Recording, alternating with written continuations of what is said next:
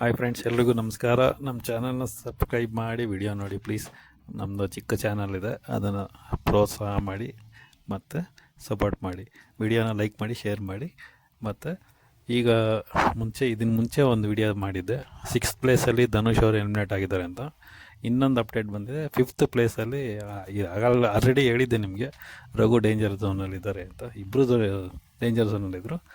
ಧನುಷ್ ಅವರು 6th eliminate ಆಗಿದ್ದಾರೆ. 5th ಪ್ಲೇಸಲ್ಲಿ ರಘು ಅಣ್ಣ ಅವರು ಎಲಿಮಿನೇಟ್ ಆಗಿದ್ದಾರೆ. ಸೊ ನನಗನ್ಸುತ್ತೆ ವೋಟಿಂಗ್ ಪ್ರಕಾರನೇ ಎಲಿಮಿನೇಟ್ ಆಗ್ತಾಯಿದ್ದಾರೆ. ಟಾಪ್ 4ಅಲ್ಲಿ ಈಗ ಗಿಲ್ಲಿ, ರಕ್ಷಿತಾ, ಅಶ್ವಿನಿ ಮತ್ತು ಕಾವ್ಯ ಅವರು ಉಳ್ಕೊಂಡಿದ್ದಾರೆ. ನನಗೆ ಧನುಷ್ ಮತ್ತು ರಘು ಅವ್ರು ಇನ್ನೂ ಸ್ವಲ್ಪ ಮೇಲ್ಗಡೆ ಪ್ಲೇಸಲ್ಲಿ ಇರ್ಬೋದಾಗಿತ್ತು ಅಂತ ಅನ್ನಿಸ್ತಾ ಇದೆ. ಬಟ್ ಏನೋ ಓಟ್ಗಳು ಅವರು ಇಬ್ಬರಿಗೂ ಬರಲೇ ಇಲ್ಲ.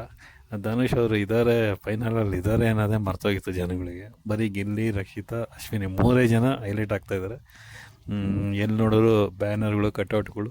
ನಮ್ಮ ಮನೆ ಹತ್ರನೂ ಇದೆ, ಎಲ್ರದ್ದು. ಗಿಲ್ಲಿದಿದೆ, ಕಾವ್ಯ ಅವ್ರದ್ದಿದೆ, ಎಲ್ರದ್ದು ಕಟ್ಔಟ್ಗಳಿದೆ. ಬಟ್ ಬೇರೆಯವ್ರದ್ದು ಯಾರ್ದು ಅಷ್ಟು ಕಾಣಿಸ್ತಾ ಇಲ್ಲ. ಆಗಲೇ ಅಂದ್ಕೊಂಡಿದ್ದೆ, ನೆನ್ನೆ VT ನೋಡಿದಾಗಲೂ ಹಂಗೆ ಅನ್ನಿಸ್ತು. ಹಬ್ಬರ ಪ್ರಚಾರಗಳು ನಡೀತಾ ಇದೆ ಗಿಲ್ಲಿ ಮತ್ತು ಅಶ್ವಿನಿ ಅವ್ರ ಮಧ್ಯ. ಕಾವ್ಯ ಅವರು ಹಿಂದೆ ಬಿದ್ದಿಲ್ಲ, ರಕ್ಷಿತ್ ಅವ್ರದ್ದು ಚೆನ್ನಾಗಿ ನಡೀತಾ ಇದೆ. ಸೊ ಸದ್ಯಕ್ಕೆ ಈಗ ರಘುವಣ್ಣ ಅವರು 5ನೇ ಪ್ಲೇಸಲ್ಲಿ ಎಲಿಮಿನೇಟ್ ಆಗಿದ್ದಾರೆ.